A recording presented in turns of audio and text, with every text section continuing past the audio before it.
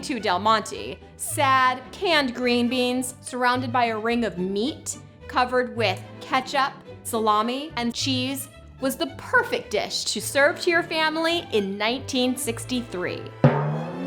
Thank goodness times have changed. Today I'm using the vintage recipe, Green Beans Pizzerino, to inspire a modern dish of creamy and cheesy pizza fondue. I'm sure you've seen a plethora of disgusting vintage food ads floating around online, with BuzzFeed being where I found this gem of a recipe.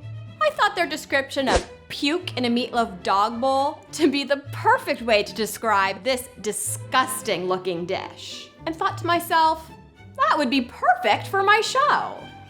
Del Monte isn't just known for having, shall we say, creative recipes. They also have the honor as having one of the most sexist vintage ads commonly known as woman-safe ketchup. Because everybody knows women have both weak minds and weak hands, thereby necessitating a woman-safe bottle. Though this recipe isn't sexist, one can make an argument it's so ugly that it's offensive. Begin by making your favorite meatloaf in a ring mold. Bake at 350 degrees for 40 to 50 minutes, then top with ketchup, salami, and mozzarella cheese. Broil for a few minutes until the cheese melts. Meanwhile, drain the liquid off of 2 pounds of canned green beans. Heat in a pan with olive oil, 2 tablespoons white wine vinegar, 2 teaspoons crumbled dry oregano, 1 teaspoon garlic salt, and half a cup of pitted ripe olives. Place the green beans in the center of the meat ring and serve. You know, actually, it tastes a lot better than it looks. Frankly, I think this is just a creative way to serve 2 pounds of green beans. I think we can easily make this modern and frankly, a lot less vile and a lot more fun by turning the meatloaf into a luscious pizza fondue. Serve it with breadsticks and of course, freshly steamed green beans. What I love about this recipe is it's actually a bit of a throwback to the American fondue craze of the 1950s and 60s. In the mid-1950s, Swiss fondue became a huge fad. So much so that everyone had a special fondue pot and skewers. Fondue parties were all the rage, and there were even restaurants that only served this decadent dish. Begin by bringing a pot of water to boil. Once it's boiling, carefully add your fresh green beans. I like the thick green beans for this dish because they're much easier to dip in the pizza fondue.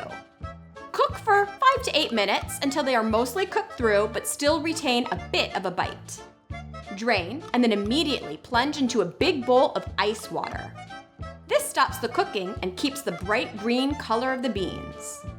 Once cooled, transfer to a serving dish and add bread cubes, bread sticks, sliced peppers, mushrooms, and cauliflower. To make the pizza fondue, in a large saucepan, cook half a pound of ground beef until browned.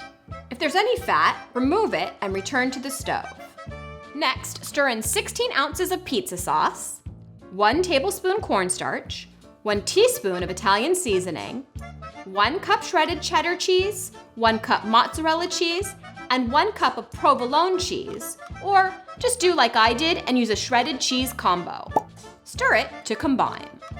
Once it's melted, transfer it to a bowl and serve with the bread and mixed vegetables.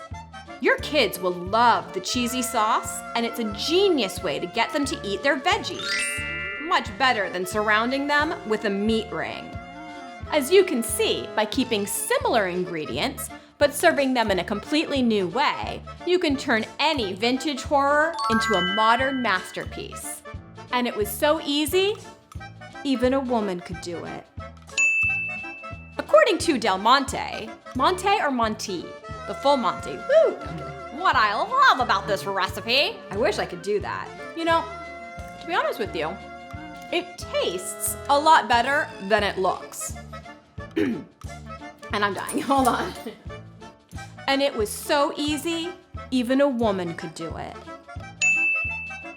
Felt like I was smoking my cigarette.